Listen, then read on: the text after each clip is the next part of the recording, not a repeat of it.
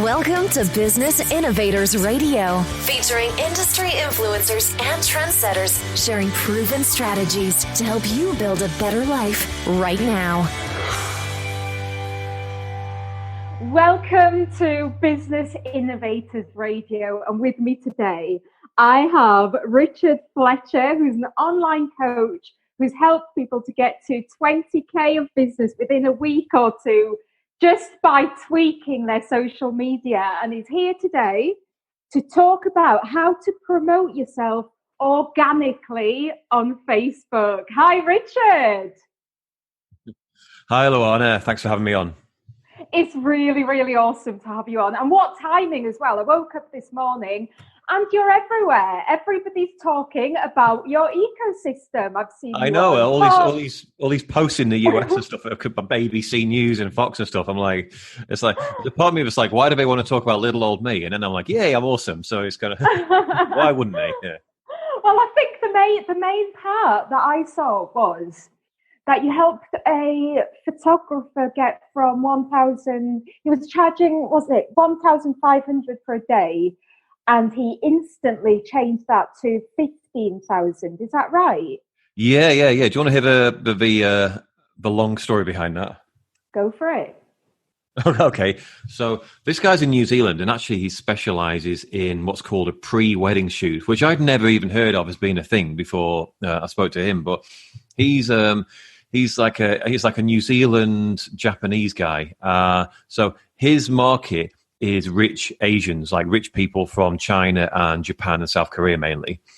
And what they do is they go on these destination weddings where they fly out and they spend a crazy amount of money.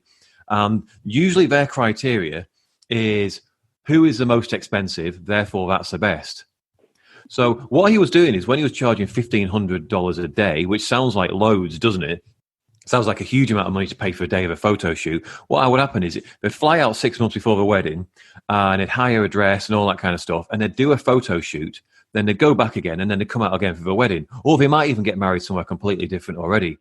So they'd fly out to New Zealand in Queenstown where they've got like all this beautiful scenery and they can go up in a helicopter and get like photos on a mountain in the wedding dress and all that stuff, and then get married back at home, potentially a lot of the time. So I said to him, well, what's the most expensive person who's doing what you're doing in Queenstown? What are they charging? And he said, 10K.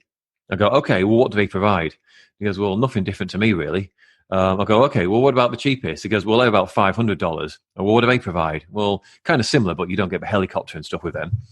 And I go, so everyone's kind of providing the same thing. It's just perception, really. Obviously, if your pictures are of a rubbish quality, like you took them on an iPhone, you don't know what they're doing, people are going to notice. But once you know what you're doing with pictures, they kind of all look the same, you know, like once someone's a professional. So it's all about perception. And I said to him that there is a subsection of the market, a small percentage of people who are looking for the Valentino, the Gucci of any market. Like, what's the highest end purchase in this category? I want to buy that, because to them it's a sign of quality, but it's also a status symbol as well. Like, I'm able to afford 15 grand a day to pay for a photographer. So it's kind of like a plus point in their thing. They don't want to pay 1,500 because their friends look down and go, you went for this cheap guy. Why did you do that? So I said to him, you kind of, you're freezing out the low end people who want to pay $500, and you're freezing out the high end people who want to pay the max. Who's going for the middle guy? So I said, I've got a strategy for you, but it's kind of a ballsy move. Like, you're going to have to be brave with this one. Are you ready for it? And he sort of goes, okay, go on then. What is it? And I said, change your website so that it says, I am the most expensive wedding photographer in Queenstown, New Zealand, ... And there's a good reason for that. And then we go and explain why he's the most expensive and why he's the best, and show some of his pictures, show some of the happy couples who are just like the people who are his prospects. And guess what? Now, like some 6 months later, he's completely fully booked. He's like, I've got too much business who are all paying 15 grand and I'm raising my prices again. That's incredible. So that is a ballsy move. So he's got most expensive on his website. So straight out there with it. That's incredible, and a really important lesson as well about perception. Yeah, it is. Yeah, and it's about knowing your target market, who are you talking to? And instead of being like, oh, but if I say this, I'm going to alienate the people who can't afford it. And it's like, yeah, that's the point. Because because what will happen is the majority of people who go to his website are going to be like, okay, this guy isn't for me. I can't afford that. But 1% of people who visit, let's say, just to throw a number out there, it's going to be a low percentage. Let's say 1% of people visit, go, okay, I'm listening. And then they scroll down the page and go, this works. Now, his photos are incredible, to be fair. His photos are really, really good. And he made an impressive video. Like, I don't know if you've seen the testimonial the video he did for me, but it's better than any video I could produce. And it's just a testimonial video. It's incredible. So his work is good. Obviously, you can't do this if you're an amateur, but his work stands up to saying, I'm the most expensive. Like, you look at it and you go, this is really good. But if he was charging only $1,000, then you go, well, I guess he isn't as good. That's just how kind of people are. It's hard to, when you're talking about something that's not an obvious commodity, like a Mars bar, where everyone pays 50p, let's say, for a Mars bar, and if someone's charging £10 for it, then that doesn't make sense. When you're talking about something that's not a commodity like that, like a service, perception is everything. Wow. That's amazing. Like, really important, isn't it? Like, I wouldn't have thought about that with the pricing, but I'm really glad that you said, obviously, it's not something an amateur would do. You have to make sure that what you're offering is actually worth that and that people are going to pay it. Well, exactly, yeah. I mean,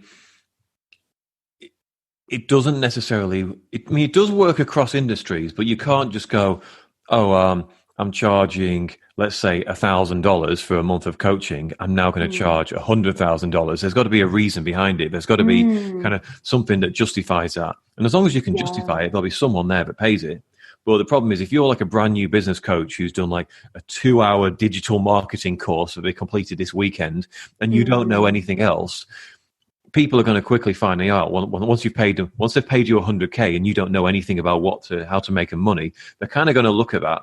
Because it's sort of like business coaching is one of those industries where people pay you a certain amount of money, they expect to get more in return. So it's obvious whether it's working or not. Whereas photography is kind of, well, as long as you provide some nice photos and a nice video, you've done your job.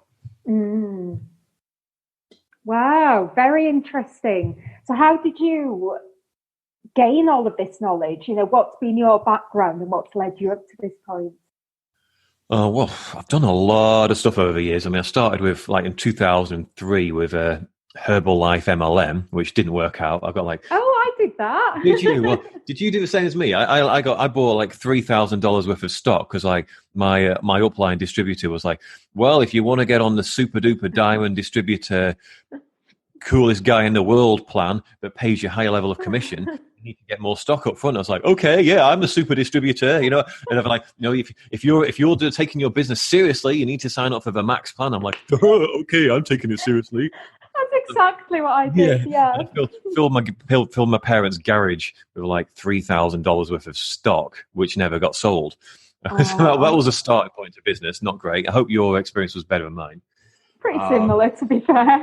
Yeah. But then I found another MLM, similar results.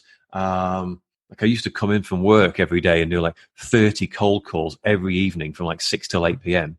Ringing people I had a list of people who'd been in MLMs before, and I'd just be interrupting them while they were having their tea and stuff, and they'd be like, who is this? How did you get my number? That was soul destroying. I got in 3 months of doing 30 calls every night, I got one person to sign up, which was just like, oh my God. Well, it says a lot about your, what's the word I'm looking for? The fact that you've kept going all that time, your persistence. Yeah, I don't know if the word you're looking for is resilience, but yeah, it's just like, I just felt like I felt like it's one of those stories where you tell it now and it's kind of like funny. It's like, oh yeah, okay, you did 3 months of calls. But at the time, you're just like, I want to give up every step of the way. It must have been so destroying. So what kept you going? Yeah, well, when I speak to people today and they're struggling with their sales calls, I'm like, I know what it was like back in the day. So, and I know what needs to be fixed. And sometimes it's a matter of sometimes it's a matter of fixing something specific, and sometimes it's a matter of sticking with it. So kind of, I've got that kind of ground in there. But then I went from that into actually starting businesses. So I started, my first website in 2005 was called The Travel Monkey. And it was a website aimed at helping backpackers know how to travel the world, like where to go, how to get cheap tickets, all that kind of stuff. And it did okay to start with because I had no idea what I was doing. I made the site, And within a couple of months, it got like 1,500 unique visitors a month, which, not loads, but it was okay back then. I had people sending me messages going, "Oh, your site's brilliant. Thanks for all the help." But I had no idea how to monetize it. So after about 6 months of that, I just gave it up and stopped doing it. And I look back at that and I think, God, I missed out there. Like, that could have been a TripAdvisor now or something. Then I went through a bunch of other stuff. I went through like bulking up for men. Like I had a site called bulkupfast.com. By the way, if anyone wants to look at these sites, if you go on the internet, I think you search for the internet website archive, you can see what all these sites look like. It was the travelmonkey.net, bulkupfast. I can't remember if it was .net or .org or I think it was .com actually. You can look at what those old sites looked like back in the day to see how far I've come. And then I wrote an ebook about online dating, and I paid a copywriter $5,000, I think it was, to write a sales page for me. And the sales page was good, but I had no idea how to get any traffic to a site, so that bombed. I didn't even think I just thought I'll throw the page up and people will buy it, but nobody's going to buy it if they don't see it, are they? Like, you look. Like, do you ever do this stuff where you look back at some of the decisions you made and things you didn't think, how did I not see this? Oh God, yes, all the time. Like, how was I such a moron to not like go, well, if no one sees a page, no one's going to buy it, idiot. Yeah. So it's like obvious, isn't it? But no, this was only like 2010, so not like a crazy amount of time ago. I suppose it's nearly a decade, isn't it? And then I got into all of this was while having a day job. Then I got into about 2014. I got into dating coaching. I found an online coach who was like, okay, why don't you set up a program, get people online, put them through a program, and charge a bit more for it, rather than trying to sell these cheap ebooks. And that's what I did. And it took me a while to figure it out. And I had 4 different rebrands of my website before I finally hit on something called the no game principle, which I won't go into massive details on it, but there's a load of guys who like found all this pickup stuff, like the sleazy stuff of like running routines and memorized canned lines to say to girls to kind of like, pick them up at bars and stuff. And a lot of them got caught up in that and like didn't really get great results. So to those guys, the idea that you could quote unquote be natural, like not have to try, not have to remember anything, and people and girls will actually like you as a result. But if you were able to be natural in the right way, was kind of appealing to that specific audience, that specific kind of guy. So within like a week of rebranding my site, I sold someone into my new 5K program, and I sold a bunch of others afterwards, and I carried on doing that. And I carried on doing that until last year when I got married, and I just kind of got sick of dating. I got sick of talking about bars and meeting women and sort of speaking to the same old guys and the same problems, and I just kind of lost interest in it. And without meaning to, I just sort of fell into business coaching, and here I am today. So that was a long story. I hope it wasn't too long, but yeah, that's how I came to where I am now. Long road. Amazing. Well, I have to say that I am very pleased that you've started the ecosystem. Like, obviously, I'm one of your members, and I am absolutely loving it. So, yes, this is all very exciting. So today, you're going to help anybody listening today. You're going to talk about how to promote themselves organically on Facebook. So what's the first thing that they need to know?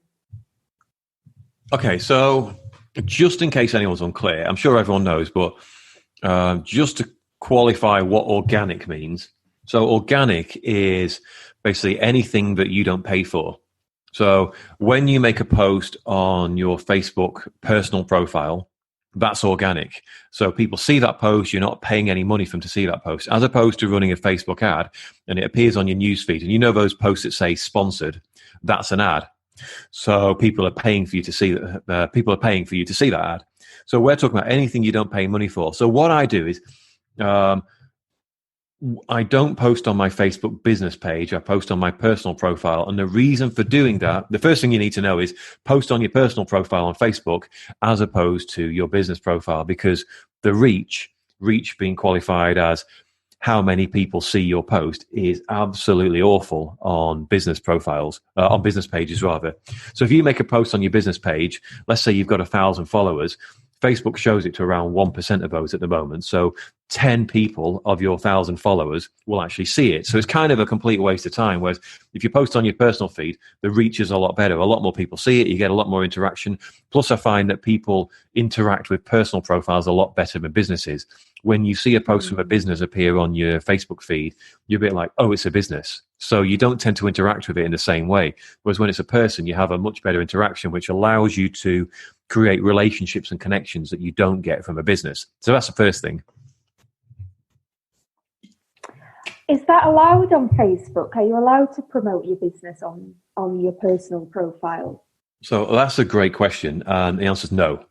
So you have to be really, really careful about how you promote. So when you promote, you're not going in for like a hard sell, like sign up now, doors close at midnight tonight. And now you're making these hard sell promotions every day, because people are quickly going to get sick of that. They're going to start reporting your profile and you will get banned. And that has happened to a number of people. So what instead I do is it's more like a soft sell. I have a number of different type of posts I make, which either get people to engage with me. So you get likes and comments. So when someone goes to your profile and they see all these likes and comments, they see the social proof aspect makes them go, well, other people are listening to this person, so they must be worth listening to. I also have types of posts where I call a value post. So when you make a value post, you are teaching someone something that they don't already know. This is a huge part that most people are getting most people are making a mistake with their content. So a lot of people are trying this. A lot of people are making posts on the Facebook personal feed, trying to get people into their coaching program, and they're trying to write these value posts. But the mistake they make is it's just not valuable. They're saying stuff that we've all heard 100 times before, like, if you want to be successful in business, you need to be authentic, or you need to show gratitude. Squeeze your gratitude rock at least once a day to show gratitude. Feel grateful for something in your life. Or, you need to be authentic. It's all about positivity, sharing positive thoughts rather than negative thoughts. It's like people make posts like this, and it's kind of when it appears on your news feed, you don't really disagree with it, do you? You kind of think, yes, you need to be authentic, because who's sat there going, actually, I think the secret is in being inauthentic. You need to be fake as possible. You need to be a massive liar. That's the secret. Is anybody like reading a post going, oh, right, I thought the answer was being fake. I've learned something today. Nobody's doing that, are they? I'm tempted to post that just for a laugh. See what happens. Yeah, well, I might do that. I might say, I might write a post saying the answer to success in business is to be as fake as possible, lie about everything. But I'm just worried that most of our friends in America will take that seriously. Not to insult anyone out there, but like sometimes people take some of my sarcastic posts seriously, so I have to be a bit careful there.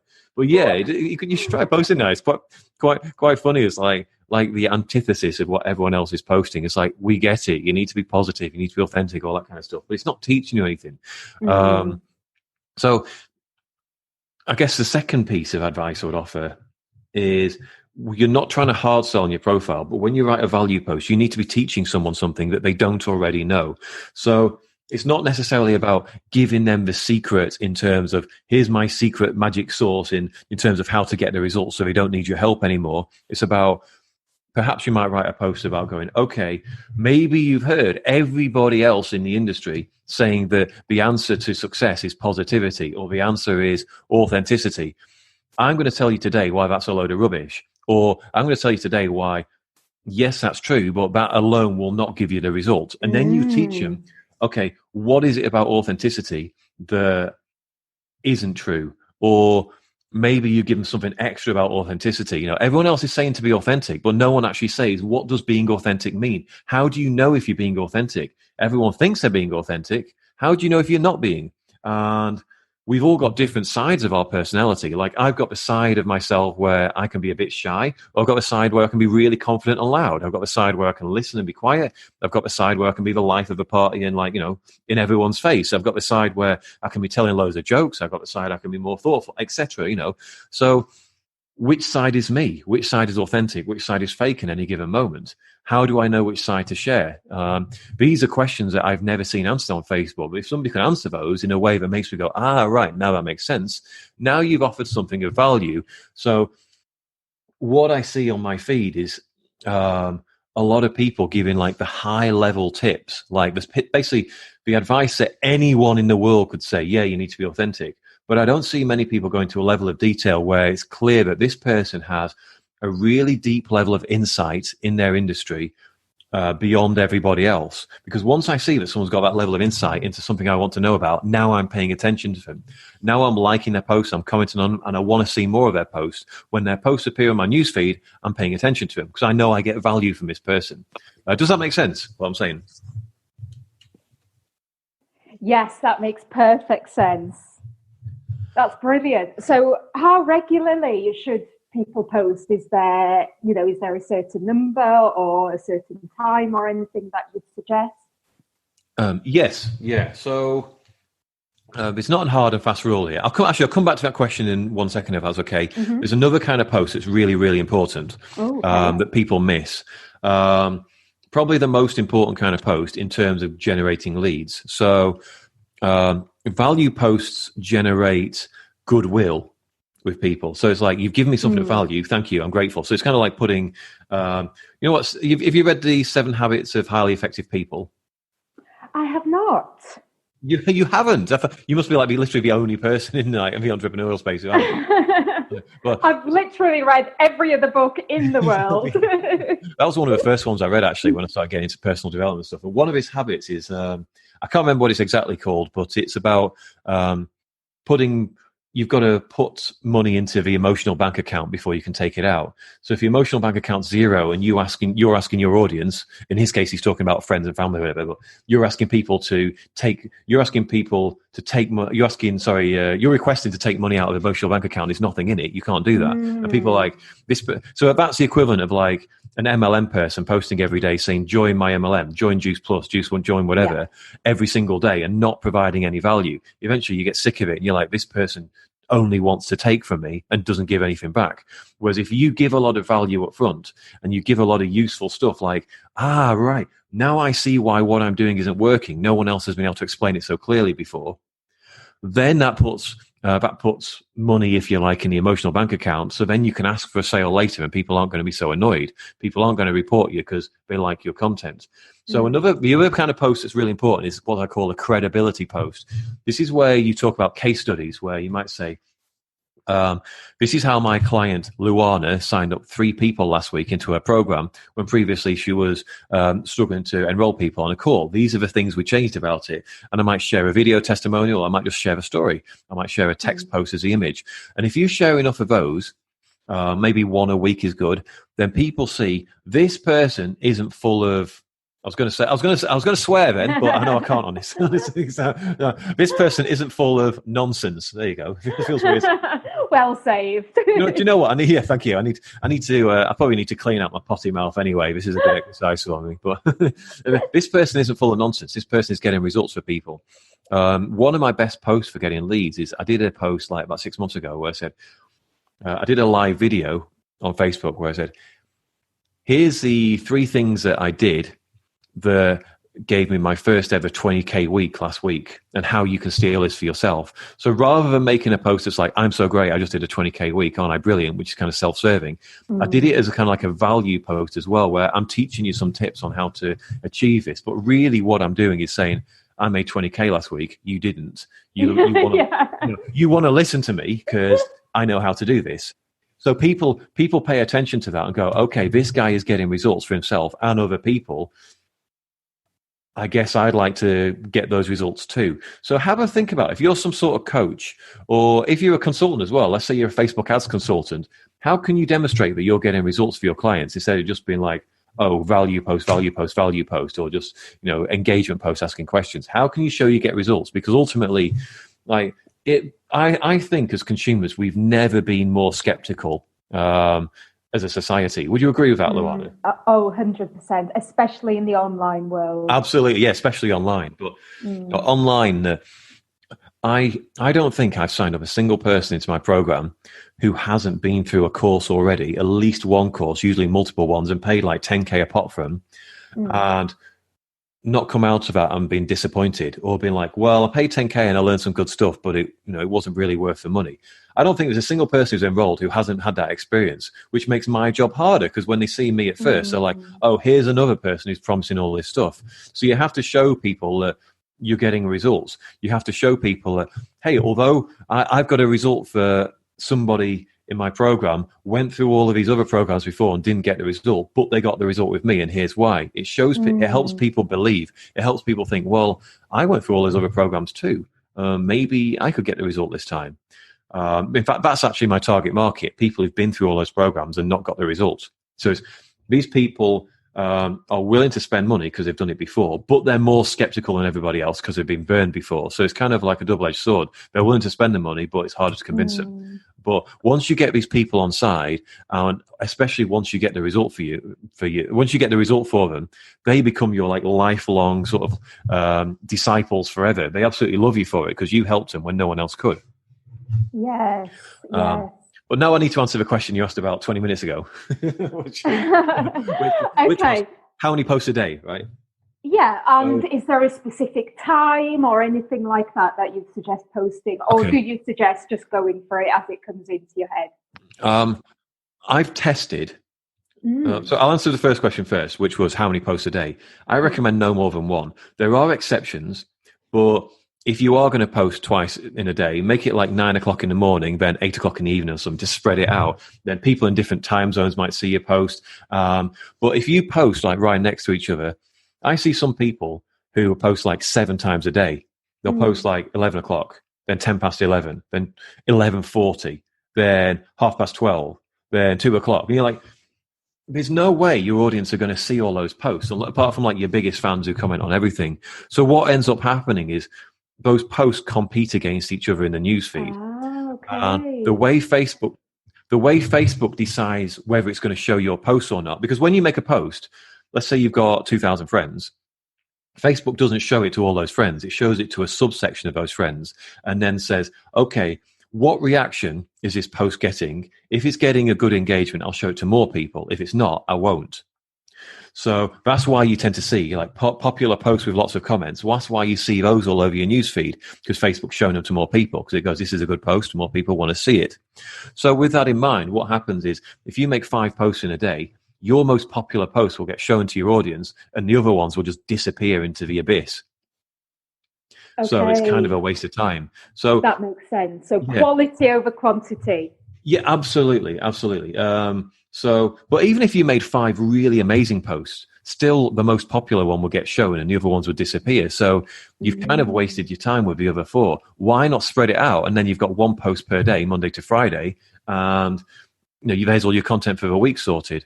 The other thing with that is, maybe other people can do it. I've never seen an example of it, but I've never seen an example of someone posting more than once a day on a consistent basis, them being able to keep the quality of their posts high. So this is a more subtle issue. A lot of people are like, well, the more I post, the more my audience can see it. I want my audience to see my post, so I'm going to post as much as possible. But there is a 4-letter word that we give to information we receive that we don't welcome and don't want. What is that word, Luana? Spam. Spam, yes, exactly. See, a 4-letter word that's not a swear word. I'm getting good at this. It's spam. So if you've got someone on your friend list who makes a good post, you're like, oh, that's interesting. And then they make a good post tomorrow. And then on the next day, they make like 7 posts that are all mediocre. You're like, oh, right. I thought this person was posting good stuff. Now I'm not sure. Then the day after, they post another 7 mediocre posts. You're like, you might unfollow them. You might unfriend them. Or you might be like, well, I'm not going to unfriend them, but I'm just not going to react to their posts anymore. And then you stop interacting with their content and Facebook stops showing you their content because it thinks you're not interested. Because Facebook's always deciding, well, which friends of Luana do I want to show her the content of? So if let's say you're married and you say to Facebook, I'm married to this person, you're going to see their post first because Facebook assumes that you're interested in your husband's post. If you're if you're best friends with someone, you comment on all their posts and you comment back and forward all the time, is going to show you more of their posts. If you talk a lot to someone on Messenger, it's going to show you their posts because Facebook knows you're friends with this person. All of these little things kind of tie into whether or not someone sees your posts. So the more someone interacts with you, the better. If you show them more content, they're less likely to interact with it. But I just think more importantly, I want to train my audience to think that every time they see my name in the newsfeed, that it's going to be something good, something that's going to benefit them, something where they're either going to have a good laugh and be entertained from my post, or they're going to learn something, or it's going to be something that's going to benefit them in some way, as opposed to just a rambling nonsense post. That's what I want to train them to think. I want to train them to be like, as soon as I see a post from Richard, I need to read every single word of this. So my focus is on keeping the quality high, and I don't even post every day. Like, especially if I'm on holiday. Sometimes on holiday, I went on holiday in September, and it's now December, and I don't think I posted once that week. Maybe I did made one post while I was on holiday because I was on holiday. I didn't really feel like I wanted to talk about business. I didn't have much to say, so I didn't say it. And guess what? My audience didn't forget I existed. They didn't stop. They didn't, after a week, they didn't come and be like, "Oh my God, you've not posted. I don't want to hear from you anymore." It just doesn't work that way. It's like, you take a week off. The world isn't, the sky isn't going to fall in. People aren't going to go crazy. I'd rather you, if you didn't have anything to say, you waited a few days and made another quality post rather than post, mediocre rubbish. Because that's what most people are doing. And when you see more mediocre rubbish in your news feed, you're like, awesome, I've got more mediocre content. No, you're not. You're like, okay, this person posts rubbish. Very, very interesting. So how do you turn those engagements then into leads? Good question. So let's have a swig of water first.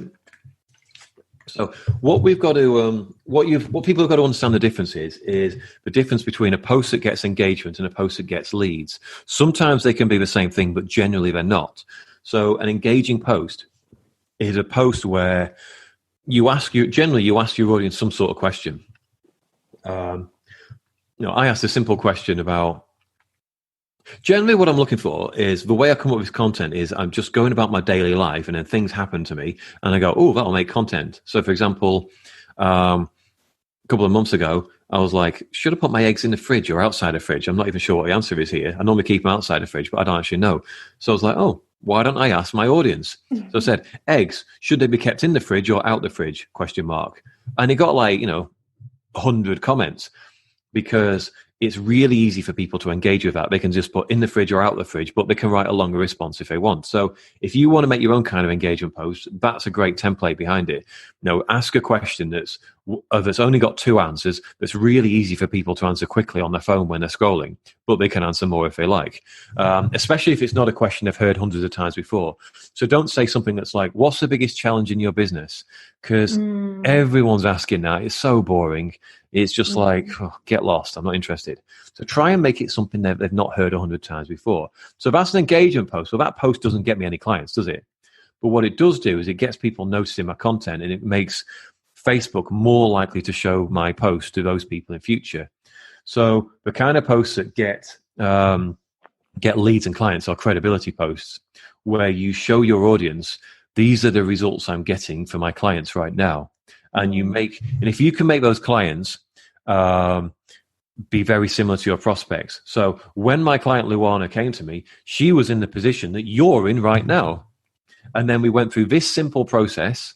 So you make the process really believable. You went through this simple 3-step process, and now she's signing up clients like crazy.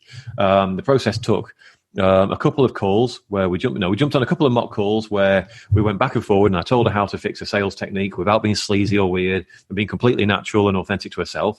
And now she's signing people up like crazy and enjoying the process too. So, and then I have a testimony from you that shows that you actually got that result. And now people who want that result are like, I would like a piece of that. That's the kind of content that gets leads. Brilliant. So how do you bring new people in so that they can see that content? Generally, I find people who I want to add as friends. So in the first instances when I was looking for people, I'll go into sort of similar Facebook groups, or go into Facebook groups where, like about business or whatever. And look for people asking questions, look for people commenting, and people saying, well, how do I do this? How do I do that? All those people asking questions have got problems that aren't answered. So I'd add them as a friend, and then start posting content that speaks to those people on my newsfeed.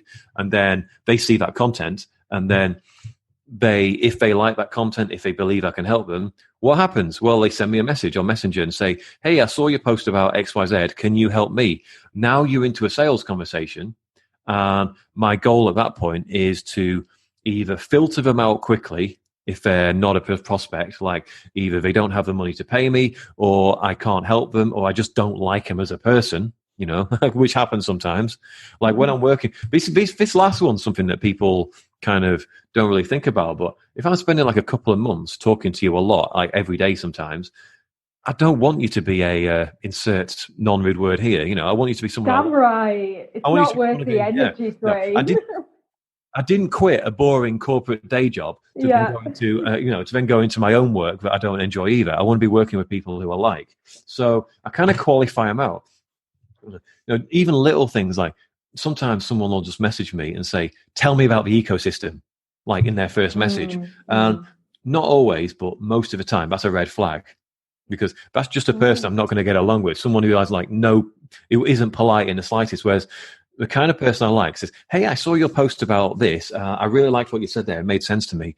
I wondered, would you be able to tell me a bit more about the ecosystem? I was just wondering if it would work for me. Like more conversational, like a normal person would speak to a friend, not like, tell me about this. Like I'm some grunt service provider who just there to kind of provide value for him, and he doesn't even have the time to give me basic pleasantries, But yeah, they appear in Messenger. So I had those people, they appear in Messenger, I filter out the wrong ones and then convert the ones who should be converted. It's a pretty straightforward system, but there's a lot of kind of cogs in the machine that you have to get right. Otherwise, you're doing what most people are doing, which is they're putting content out there.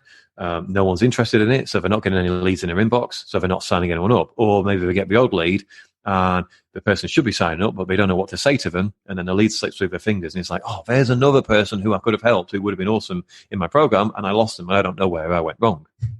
Yes. So where else do people go wrong? What are the practices to avoid on Facebook?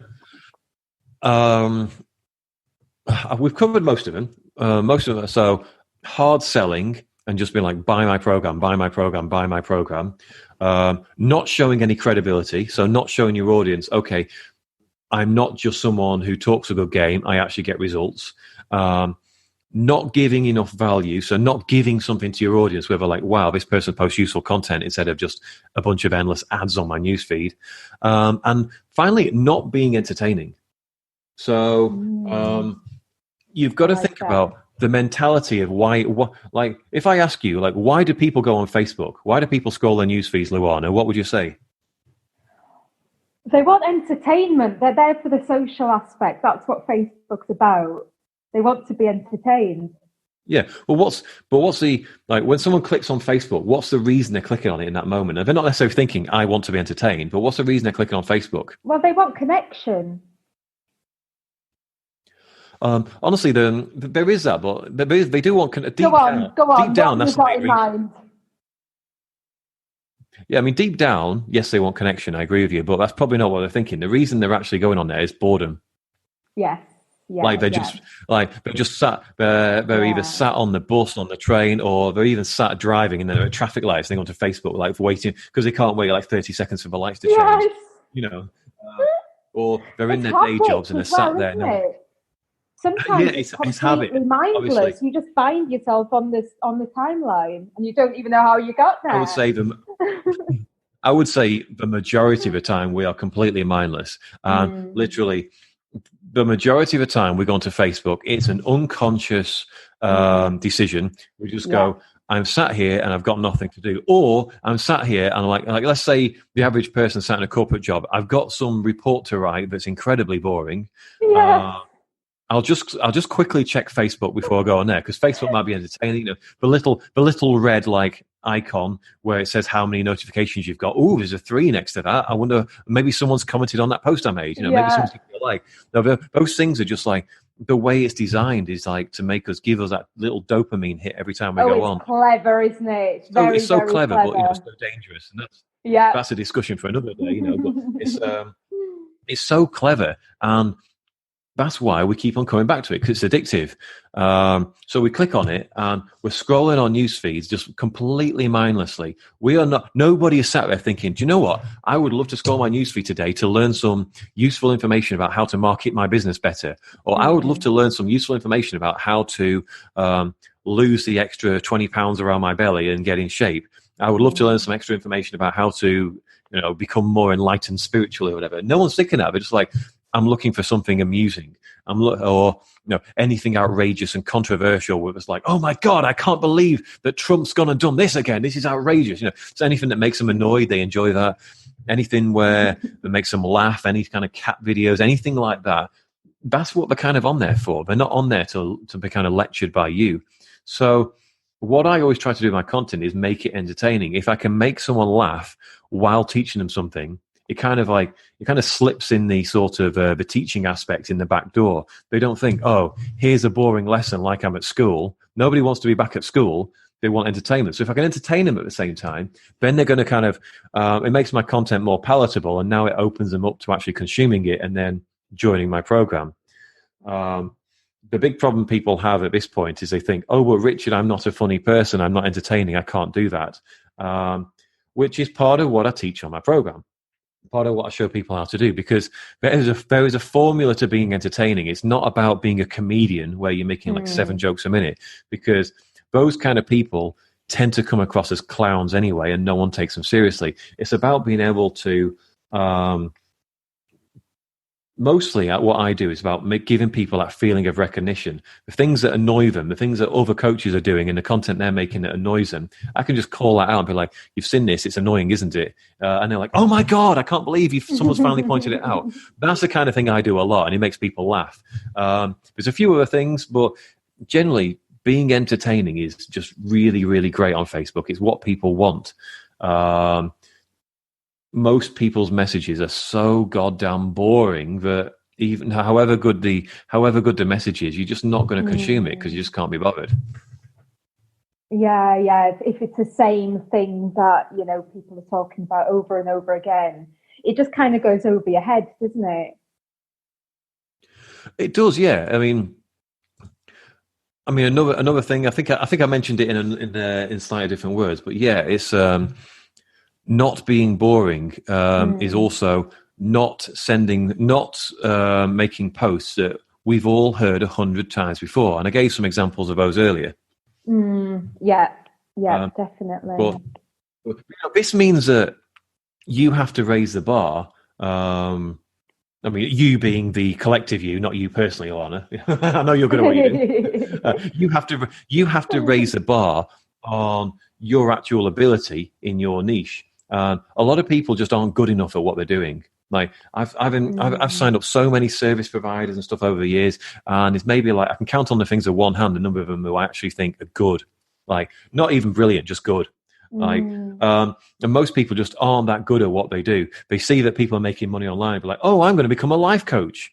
And they have no basis whatsoever for being a life coach. There's no reason for them to be. They don't have that much insight. You look at they're not making any money. They don't have any kind of relationship. They're not even in good shape. And you're like, well, those are like the 3 important things that I look for in life: health, wealth, relationships. You don't have any of those, yet you're a life coach. So a lot of people just need to get better at what it is they do, so they have the level of insight necessary to be able to make these kind of posts that I'm making that other people can't make. And if you're only mediocre at what you do, if you've only just done a business course last week in online marketing, you cannot make these posts. So it's kind of go away and get better at what you do and then come back so you've got this level of insight. If you don't have a level of insight, maybe you're just not good enough. Yes, I love that. Like you've got me ranting today, Luana. I wasn't angry before I came on, and now you're angry. I love it. Angry man, I'm an angry man. So any final words for anyone out there who wants to increase or get better at their organic Facebook marketing? What final words do you have to say? Honestly, if you're not doing this already, just start. Start adding people who you think would be ideal for your business. Make sure your profile says what you do. So maybe your cover image. If you can find me, if you find me on Facebook, you can see what I'm doing in my profile as an example. But make sure your cover image says what you do, and make sure your bio says what you do. So when people come to your profile, it's really clear and obvious what you do. So when you add people who want what you do, they're more likely to accept. And then just start making posts on on a daily basis. But have a look at what your competitors are doing, what kind of posts they're making, and basically make the exact opposite. Don't make the mistake of what other people do, which is to go, well, this person's successful in this field, I'm going to copy their posts and write similar things. Because then you just become like a watered down version of them. You need to become like your own unique thing. So people follow you and go, I haven't seen this before. I made a post only yesterday on my feed where I got a number of comments. Like one person said, that's really interesting. I'd never thought about this that way before. You want people saying those kind of things to you instead of just posting generic stuff we've all heard before. Because all that happens when you post generic stuff is you get like 3 likes and no comments and no one cares. So if you're already trying to do this, think about how you can stand out, how you can be better, how you can be more unique and give messages that people haven't heard before. If you haven't started yet, well, start doing that. That's what I would recommend for anyone. Then when you get the leads in your inbox, well, that's another conversation after that. But most people aren't even at that stage. Yes, really good advice. So how can people find out more about you? Where can they find you? Okay, so you can find me on Facebook. My name's Richard Fletcher. So if you search for me, you'll find me somewhere on there. Or if you go to my website, magicsourcemarketing.com, you can have a look. There's more information on there, more case studies, more information. There's a 20-minute video on there that you can watch, which talks more about how to find what I call your magic source. Your magic source is, how do you stand out from all your competitors? How are you different to all that massive noise? It's been a constant theme of this podcast, hasn't it? This interview, like standing out from all your competition, not being the same as everyone else. Not being different for the sake of it. A lot of people, the way they try to stand out is by using like 15 swear words every sentence. That's not how you do it. It's by having a genuinely unique message that's interesting, that's different to everyone else, that's actually useful. So there's a video on there you can watch, magicsourcemarketing.com. I've also got a Facebook group that people could join, which is also called Magic Source. It's called the Magic Source for Online Marketing. So if you search for that, you can find it. You're welcome to join. But yeah, otherwise, thank you for having me on. It's been an absolute pleasure. Brilliant. Thank you, Richard. And before you get off, do you know what time it is? What time it is? Is it time for Room 101 or whatever you call it?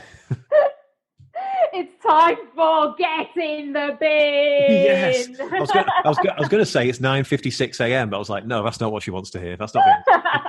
You got it.